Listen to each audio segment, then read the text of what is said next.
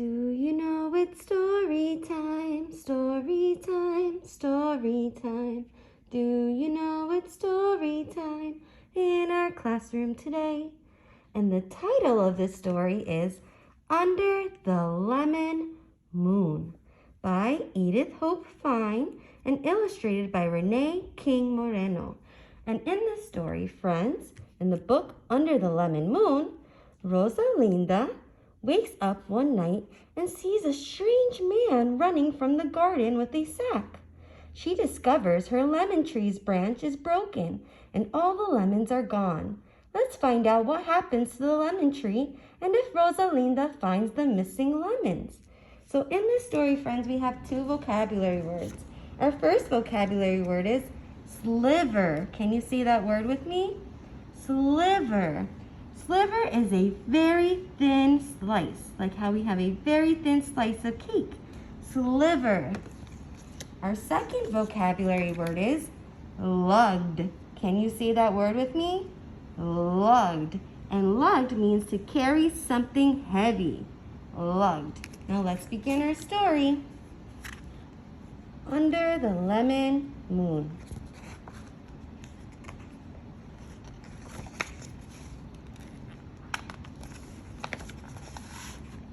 Deep in the night, Rosalinda heard noises. Whoosh, shh, snap. What is that? She wondered. Slipping from her bed, she peeked out past Mama's garden with its papa clothes scarecrow and past the wash line, way back by the lemon tree. Something was moving. Heart thumping, Rosalinda crept to the doorway. Blanca, her pet hen, fluttered down from the rafters. Buck, buck, buck, blocked Blanca. Shh, shushed Rosalinda. The lemon wedge moon gave only a sliver of light. So there's our vocabulary word. Sliver, only a thin piece, a thin slice. She waited for her eyes to grow used to the darkness. Then she saw branches shaking in the shadows. Rosalinda looked harder. A man with hunched shoulders was stuffing lemons into a cloth sack. Her lemons from her tree. So Rosalinda hears noises in the garden late at night and her heart is thumping. I think she is scared because she does not know what is making the noise. With Blanca under her arm, Rosalinda slipped out and hid behind the scarecrow. Who is this night man? Why does he take my lemons? She wondered. Scrack! Blanca flew to the scarecrow's head. Rosalinda wobbled its stiff arms. Aye! Cried the night man. He grabbed the sack and fled. In the morning, Rosalinda touched the stump of a broken branch. Not a single lemon was left on the whole tree. A tear slid down her cheek. Oh, mi arbolito, my little tree. Rosalinda crooned a sad song as Blanca brought along. She loved her lemon tree almost as much she loved Blanca. Why, Blanca? Why did he do this? Rosalinda asked, clutching a bundle of twigs. Blanca's feathers drooped. So Rosalinda is very sad when she sees that her little lemon tree is broken. She doesn't know why the night man would do that to her tree. By the end of the week, many leaves of the lemon tree were yellow. Some had fallen. Rosalinda's worries got bigger. First the night man, now her tree was sick. After breakfast, Rosalinda listened to the thrum-thrum of Mama's loom. I must do something, Rosalinda told her parents. Perhaps someone we know can help, Mama suggested, smoothing Rosalinda's long hair. A neighbor or a friend, or your abuela, added Papa with a hug. He turned back to his workbench. Rosalinda set out. So Rosalinda is asking her family, and now maybe she's going to ask her neighbors if they can tell her how to save her tree. My tree is sick. What should I do? Rosalinda asked her neighbor Esmeralda. I talked to my plants, said Esmeralda. tending her lush flower garden. I did that, thought Rosalinda. Aloud, she said, Gracias. She caught up with Senor Rodolfo, her friend of few words. My tree is sick. What should I do? She asked. Much water, he said, heading for the nearby mercado, the marketplace. I did that, thought Rosalinda. She remembered the heavy buckets of water she had lugged to her tree.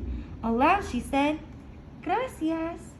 Wow, so it looks like Rosalinda really cares about her tree. She's asking all her neighbors how to help. When Rosalinda arrives at her grandmother's house, Abuela was sitting on her porch in the morning sun. Rosalinda settled in close to her, watching Abuela's knitting needles flash. What should I do for my tree, Abuela? It will take time for your tree to heal, mija, she said. I will light a candle for you. I haven't done that, thought Rosalinda. Aloud, she said, Gracias, Abuelita. Abuela eased the worries from Rosalinda's forehead with a warm hand. The candle will help, Rosalinda, Abuela said quietly. Perhaps it will summon La Anciana, the old one. She helps things grow. Everyone had heard rumors of La Anciana, of her powers for bringing rain and making crops grow strong and tall. Tell me again, Abuela, said Rosalinda. For many years of full moons, Abuela began, it has been said there lives an old wise woman with gentle eyes. She walks the countryside helping things grow. Where can I find her? Asked Rosalinda. No one knows, but they say La Anciana will come when she is needed. Rosalinda thought hard. I need you. Please come, Anciana. All day and night Rosalinda waited, but La Anciana did not come.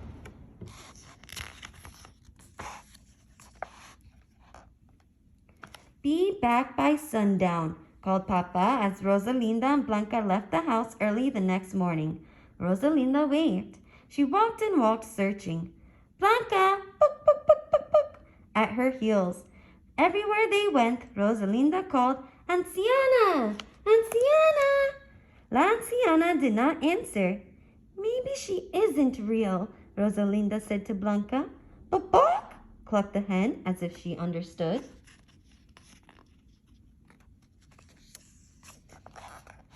As the sun slipped down the sky, Rosalinda told Blanca, We must go home. They circled back through the mercado with its colorful stalls and busy shoppers. Then Rosalinda stopped. Limones, said a sign on the last stall. Behind a man, a woman rocked a baby. Their two small children played nearby with pebbles. Rosalinda knew this man with hunched shoulders who was selling lemons. He was the night man, and the lemons were hers. Rosalinda shivered. She and Blanca ducked behind a stall lined with bright marionettes. It's the night man with lemons from my tree. Where are you, Anciana? Stammered Rosalinda. She stroked her quivering hen's soft feathers. I am here, came a low, sweet voice. Rosalinda jumped. Before her stood a woman with silvery hair. Her wrinkles were deep, her eyes gentle. Rosalinda knew. Filled with wonder, she couldn't speak. You have looked far for me, Rosalinda, the woman said. Tell me. The woman listened as Rosalinda whispered her story. To take your lemons was wrong, La Anciana murmured. Perhaps he had a need. From her flowing sleeve, La Anciana pulled a strong branch with tiny buds. Mira, watch, said La Anciana. Recuerda, remember, the moon will be full tonight. Rosalinda listened with her heart and mind as La Anciana spoke of how to heal the lemon tree. So I think Rosalinda is more worried about the tree than why the man took her lemons. That night, Rosalinda crept outside under the lemon moon. She closed her eyes. Mira y recuerda. Watch and remember. Rosalinda tore an old rag into strips. She held Anciana's branch against the stump of the broken branch of her lemon tree. They fit as naturally as a fat lemon fit in Rosalinda's cupped hands. Round and round she pulled the ribbons of cloth, binding the two branches until they held as one. Moonbeams poured over the sickly tree, making yellow leaves look silver. Tired, Rosalinda curled up under her tree and dozed. She woke with a start when Blanca barked. Rosalinda rubbed her eyes, astonished. Her tree glowed golden in the night, dripping with lemons as big and round as baby moons. Arms wide, Rosalinda danced around the shimmering lemon tree. Blanca followed, wings aflutter. The next morning, Rosalinda told Blanca, "I know what to do." She piled fat yellow lemons into a wooden cart. Blanca perched on the lemon pyramid, and off they went together. Friends and neighbors greeted her on the way. One by one, Rosalinda gave away the amazing lemons.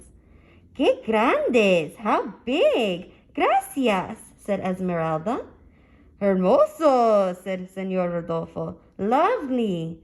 "Qué jugosos! How juicy! Gracias!" said Abuela. When Rosalinda had given away all but one of her lemons, she headed for the last stall of the mercado.